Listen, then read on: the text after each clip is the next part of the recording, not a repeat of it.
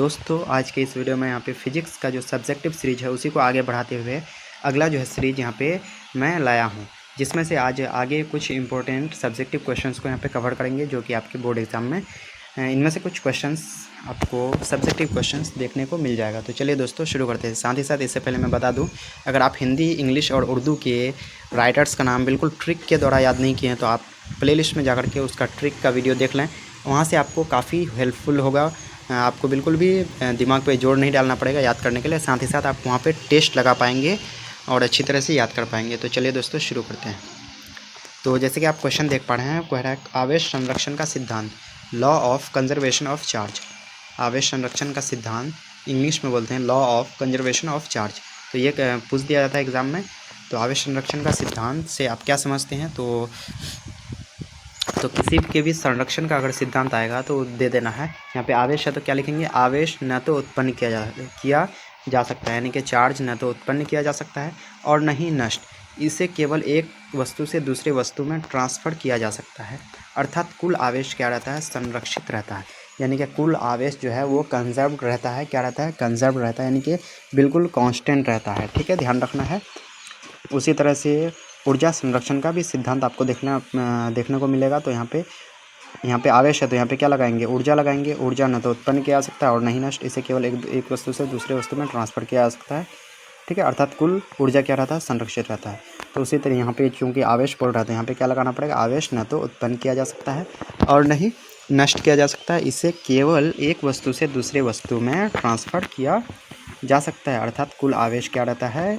संरक्षित रहता है। तो आप इसको ध्यान रखेंगे और इसको काफ़ी आसान है, इसको आपको याद करने में कोई भी परेशानी नहीं होगी। चलिए आगे हम लोग देख लेते हैं। आगे जो है क्वेश्चन कह रहा है, जो कि इम्पोर्टेंट क्वेश्चन है आपके बोर्ड एग्जाम के लिए, बोल रहा है विशिष्ट आवेश या स्पेसिफिक चार्ज। इंग्लिश में क्या बोलेंगे उसको? Specific charge. विशिष्ट आवेश से आप क्या समझते हैं, किसे कहते हैं? तो प्रति एकांक द्रव्यमान में उपस्थित चार्ज को क्या बोलते हैं? विशिष्ट आवेश बोलते हैं। यानी कि प्रति एकांक द्रव्यमान, अगर मान लेते हैं 1 kg द्रव्यमान है तो उसमें जो है जितना भी चार्ज आएगा उसी को क्या बोलेंगे? विशिष्ट आवेश बोलेंगे। उसी को क्या बोलेंगे? विशिष्ट आवेश बोलेंगे। यानी प्रति एकांक द्रव्यमान में उपस्थित जो चार्ज है यानी कि आवेश है उसी को क्या बोलते हैं? विशिष्ट आवेश बोलते हैं। ध्यान रखना है आपको इसको। अगला क्या है? विद्युतदर्शी। विद्युतदर्शी को बोलते हैं इलेक्ट्रोस्कोप। क्या बोलते हैं? इलेक्ट्रोस्कोप बोलते हैं। विद्युतदर्शी को क्या बोलते हैं? इलेक्ट्रोस्कोप बोलते हैं। क्या बोलते हैं? इलेक्ट्रोस्कोप। ठीक है, तो देख लेते हैं क्या है ये। एक ऐसा यंत्र जिसकी सहायता से आवेश का पता लगाया जाता है उसे क्या बोलते हैं? इलेक्ट्रोस्कोप बोलते हैं। नाम ही से पता लग रहा है विद्युतदर्शी, यानी कि एक ऐसा यंत्र जिसकी सहायता से आवेश का पता लगाया जाता है उसे क्या बोलते हैं? इलेक्ट्रोस्कोप बोलते हैं। कहने का मतलब इलेक्ट्रोस्कोप से क्या होता है? आवेश का पता लगाया जाता है। ध्यान रखना है। चलिए नेक्स्ट क्वेश्चन की ओर बढ़ते हैं। Next question very important question है। कह रहा है इसमें विद्युत क्षेत्र, यानी विद्युत क्षेत्र, इलेक्ट्रिक फील्ड जिसको बोलते हैं, इलेक्ट्रिकल फील्ड बोलेंगे। विद्युत क्षेत्र क्या होता है? तो कोई भी आवेश, किसी आवेश के चारों ओर का वह क्षेत्र जहाँ तक वह किसी अन्य आवेश पर बल लगा सकता है उस आवेश का विद्युत क्षेत्र कहते हैं। यानी कि कोई भी अगर आवेश है उसके चारों ओर का वह एरिया, वह क्षेत्र जहाँ तक वह किसी दूसरे चार्ज पर अपना बल लगा लेगा। यानी कि अगर पॉजिटिव चार्ज है तो अगर ये भी पॉजिटिव है वो भी पॉजिटिव है तो दोनों रिपेल कर देगा, यानी कि एक दूसरे को धकेल देगा। अगर ये पॉजिटिव और नेगेटिव है तो एक दूसरे को अट्रैक्ट कर लेगा। तो जितनी दूरी तक वो कर पाएगा, जितना एरिया तक, तो उसी को क्या बोलेंगे?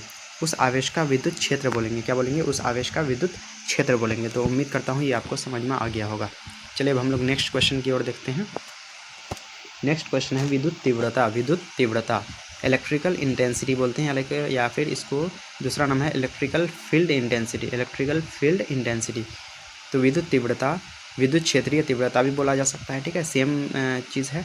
तो इसको देख लेते हैं। तो कह रहा किसी विद्युत क्षेत्र के किसी बिंदु पर स्थिर एकांक धन आवेश पर लगने वाले स्थिर वैद्युत बल को ही उस बिंदु का विद्युत तीव्रता कहते हैं।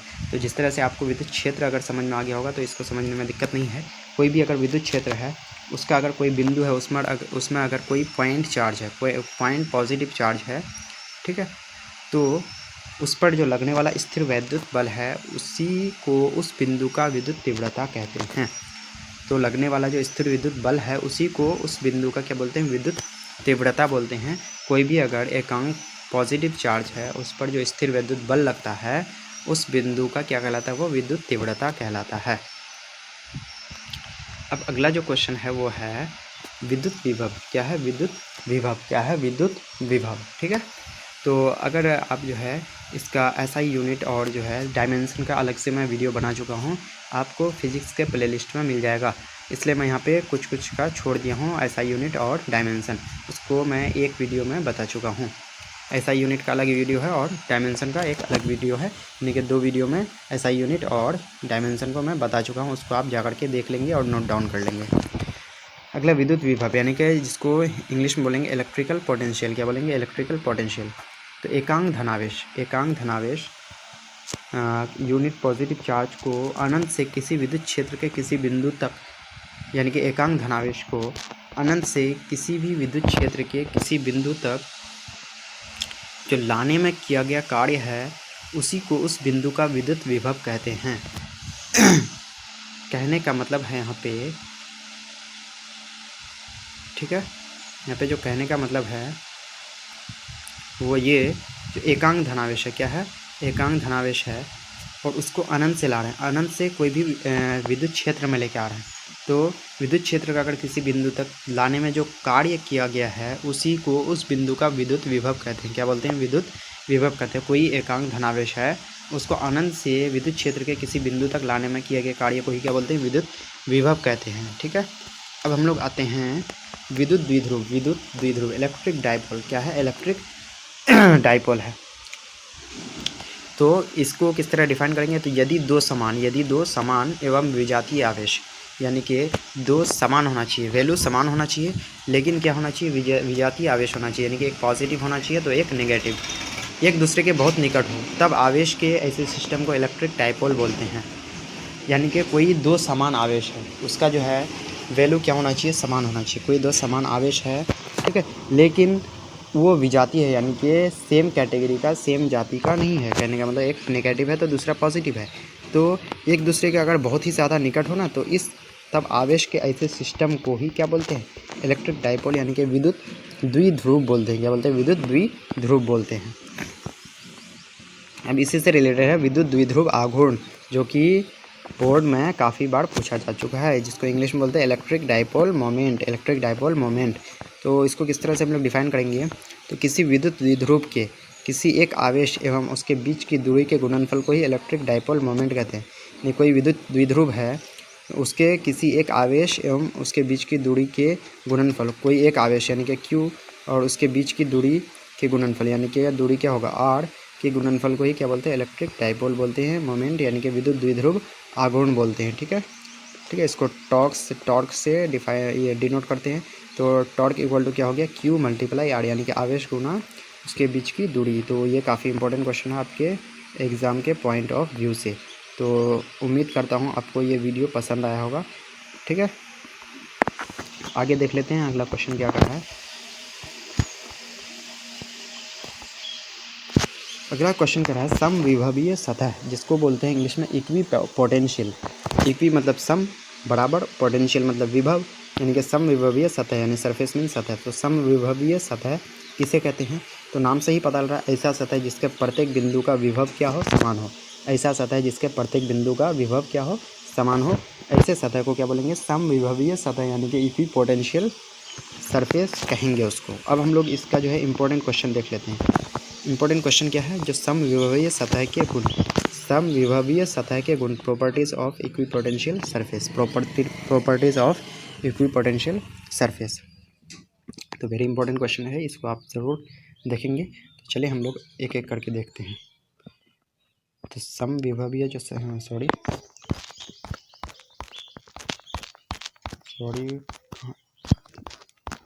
चलिए, तो जैसे कि देख पा रहे हैं समविभवीय जो सतह है उसका जो है गुण अब हम लोग देख लेते हैं, जो कि आपके बोर्ड एग्जाम में कई बार पूछा जा चुका है।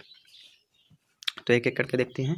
तो किसी समविभवीय सतह की एक बिंदु से दूसरे बिंदु तक किसी आवेश को ले जाने में किया गया कार्य क्या होता है? शून्य होता है। तो ये ऑब्जेक्टिव पॉइंट भी है यहाँ पे एक। ठीक है, जो कोई भी समविभवीय अगर सतह है वहाँ पे एक बिंदु से अगर दूसरे बिंदु तक कोई आवेश को लेके जाएंगे तो उस पर किया गया कार्य क्या होगा, शून्य होगा। क्या होगा, शून्य होगा, ध्यान रखेंगे, ये पहला गुण हो गया। दूसरा है किसी समविभवीय सतह के किसी बिंदु पर विद्युत तीव्रता लंबवत होती है। वेरी इंपॉर्टेंट पॉइंट है। कोई भी अगर समविभवीय सतह है उसके कोई भी पॉइंट लेंगे तो उस पर विद्युत तीव्रता क्या होगी, लंबवत होगी, यानी कि 90 डिग्री पर होगी। तो उम्मीद करता हूँ ये 2 पॉइंट आपको समझ में आ गया होगा। अगला हम लोग तीसरा पॉइंट देख लेते हैं। तीसरा पॉइंट काफ़ी इंपॉर्टेंट है। कह रहा है दो समविभवीय सतह कभी एक दूसरे को नहीं काटती। दो समविभवीय जो सतह है, इक्विपोटेंशियल सरफेस है, वो कभी भी एक दूसरे को नहीं काटती है। क्यों नहीं काटती है? क्योंकि काटने पर एक ही बिंदु पर वैद्युत तीव्रता की दो दिशा हो जाती है। क्योंकि अगर काटेंगे, कहीं पे भी अगर काटेंगे, ठीक है, तो वहाँ पे वैद्युत तीव्रता की कितनी दिशा हो जाएगी, दो दिशा हो जाएगी। जबकि वैद्युत तीव्रता एक क्या है, सदिश राशि है। क्या है? जबकि वैद्युत तीव्रता क्या है, एक सदिश राशि है जिसकी केवल एक ही निश्चित दिशा होती है। ध्यान रखना है, वैद्युत तीव्रता क्या है, सदिश राशि है, और सदिश राशि है तो उसकी क्या होगी, सिर्फ एक ही निश्चित दिशा होती है। तो ये जो है काफ़ी इम्पोर्टेंट पॉइंट है आपके एग्ज़ाम के पॉइंट ऑफ व्यू से, ये वाला हो गया। और एक इलेक्ट्रिक फील्ड लाइन्स, यानी कि दो जो है वैद्युत क्षेत्र रेखाएं एक दूसरे को क्यों नहीं काटती है, ये भी काफ़ी हाईलाइटेड क्वेश्चन है। तो उम्मीद करता हूँ ये समझ में आ गया हो। एक बार मैं फिर बता देता हूँ कि दो समविभवीय सतह जो है वह एक दूसरे को नहीं काटती है। क्यों नहीं काटती है? क्योंकि अगर काटने पर जो है ना, क्या होगा, एक ही पॉइंट पर वैद्युत तीव्रता की दो दिशा हो जाएगी। और जबकि वैद्युत तीव्रता जानते होंगे हम लोग क्या है, सदिश राशि है। कैसी राशि है? सदिश राशि है जिसकी केवल क्या होती है, एक ही निश्चित दिशा होती है। ठीक है, ध्यान रखना है इसको। चलिए नेक्स्ट पॉइंट आ जाते हैं हम लोग। तो आज के वीडियो में इतना ही रहने देते हैं। अगले वीडियो में फिर हम लोग आगे देख लेंगे। अगर वीडियो आपको अच्छा लगे तो वीडियो को लाइक करके शेयर कर दीजिएगा। चैनल पर अगर नए हैं तो चैनल को सब्सक्राइब करके बेल आइकन को प्रेस कर दीजिएगा। साथ ही साथ हिंदी, इंग्लिश और उर्दू के राइटर्स का नाम साथ ही साथ जो कौन सा कवि किस काल के हैं, ठीक है, ये सारे कुछ अगर आप याद नहीं किए तो इसको बिल्कुल ट्रिक के द्वारा आसानी से आपको बताया गया है।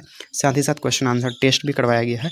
आप वहाँ पे जाकर के देखेंगे तो आपके लिए काफ़ी हेल्पफुल होगा। आप एक बार जाकर के ज़रूर देखेंगे। चलिए मिलते हैं नेक्स्ट वीडियो में। जय हिंद, जय भारत।